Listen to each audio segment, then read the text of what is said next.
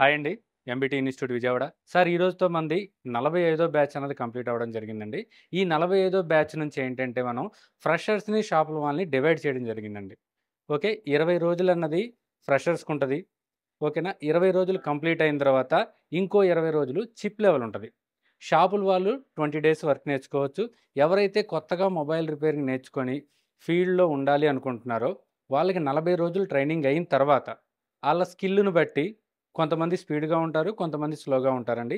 ఎవరైతే స్లోగా ఉన్నారో ఏదైనా మొబైల్ షాప్‌లో జాయిన్ జేసి ఒక 4, 5 నెలలు అక్కడ వర్క్ చేసుకున్న తర్వాత వర్క్ అంతా మనకి ప్రాపర్‌గా వచ్చింది అన్న తర్వాత మాత్రమే వేరే షాప్‌లో జాయిన్ అవ్వడం గానీ, లేదంటే షాపులు పెట్టడం గానీ ఉండాలండి. లేదు మనకింకా వర్క్‌లో డౌట్ ఉంది అంటే రిపీట్‌గా అప్డేట్ క్లాసులకు రావచ్చు. లేదు మరీ ఇబ్బందయితుందంటే ఒక ఫుల్ బ్యాచ్ గూడా కూర్చోవచ్చండి.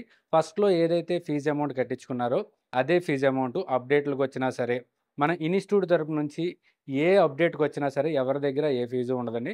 ఉండడానికి రూమ్ ఉంటది. మధ్యాహ్నం భోజనం ఉంటది. ఎవరైనా జాయిన్ అయ్యే ఇంట్రెస్ట్ ఉంటే మా కాంటాక్ట్ నంబర్‌ని కాంటాక్ట్ అవ్వండి. Thank you.